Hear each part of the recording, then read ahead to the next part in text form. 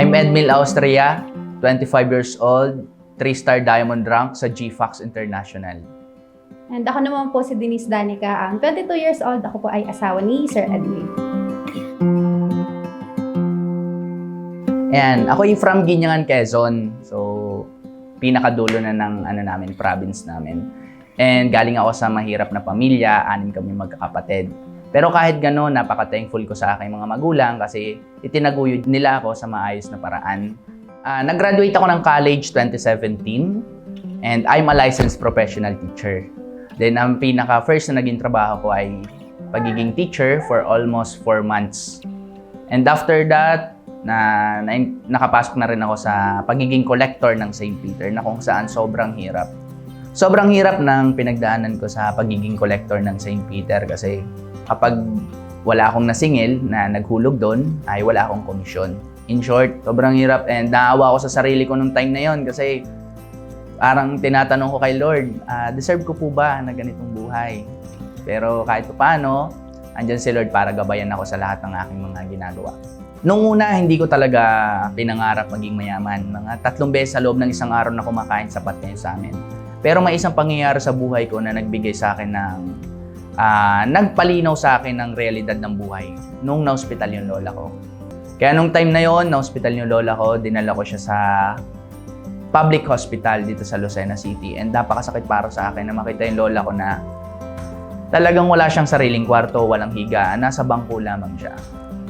Doon nung time na yon, nung nakita ko yung lola ko, sabi ko, ito pala talaga yung realidad ng buhay na kapag mahirap kay dito ka lang. Kaya nung time na yon, pinangako ko sa sarili ko na magsisikap ako. And balang araw, once na dumating na ulit sa buhay namin yung ganitong sitwasyon, kayang-kaya ko na silang ipagamot sa mga private hospital at maipaasikaso talaga. So, doon ko na-realize na gaano kahalaga ang pera sa mundo. Nag-start na akong humanap ng isang oportunidad na talagang makakapagbago ng buhay namin at makakapagpaahon sa amin sa kahirapan. Nang sa ganon, once na tumanda ang aking mga magulang, alam ko naman darating sa point na sila ay magkakasakit balang araw dahil sa pagtanda, ay kayang-kaya ko na silang ipagamot. At hahanapin ko ang pinakamagagaling na doktor para magamot sila at madugtungan lang ang buhay nila. So, nung time na yun, tinatanong ko yung sarili ko na ito ba talaga yung kapalaran ko? Na I'm a licensed professional teacher pero collector ang binagsakan ko. Kaya nadadown din ako nung time na yun. Pero sabi ko nga, laban lang. Alam kong darating din yung time na makakaahon kami at makakatuklas ako ng isang opportunity na makakapagpabago ng buhay namin.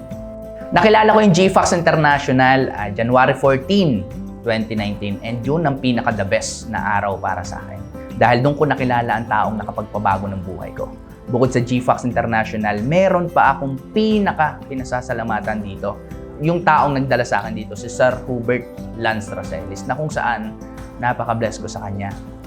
Dahil kahit hindi niya ako kilala, kahit hindi niya ako kaano-ano, tinulungan niya ako.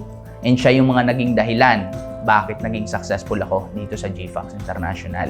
Katulong na rin yung mga mentors ko na sila Sir Dennis Gitgano, Sir Richard Tailo at Sir Edison Victorino. Parte sila ng pagiging successful ko dito. Kaya sobrang pasasalamat ko sa kanila. Dahil sa kagustuhan ko maging successful sa negosyong ko, talagang nagpapamentor talaga ako sa mga successful dito.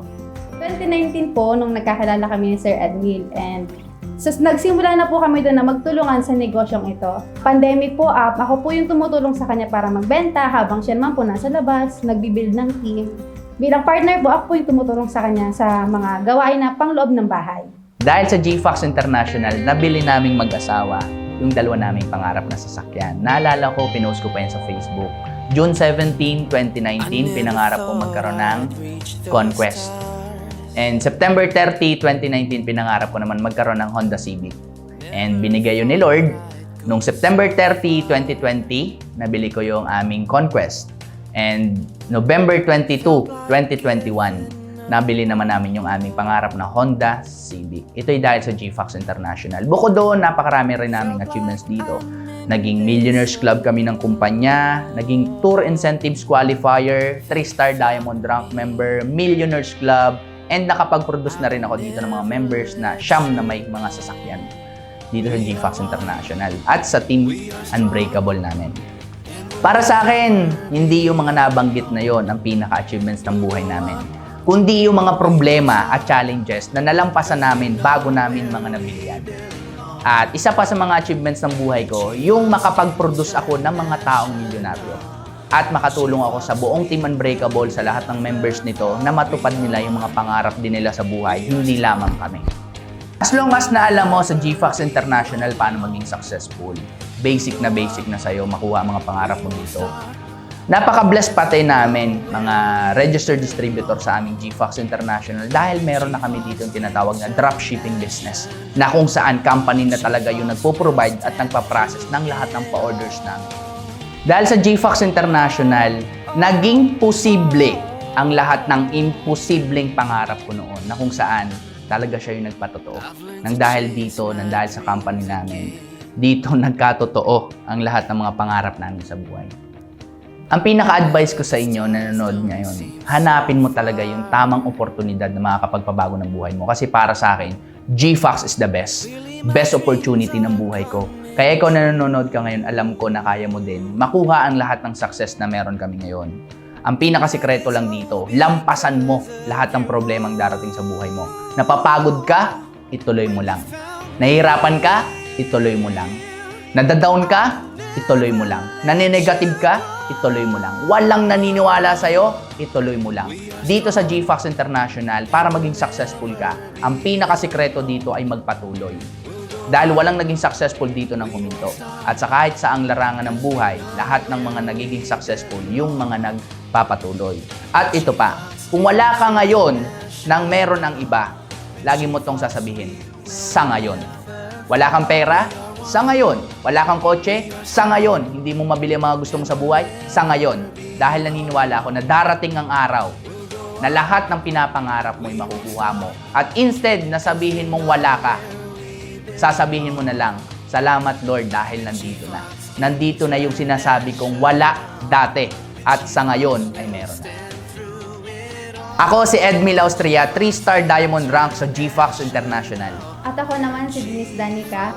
At ito ang aming GFAX story.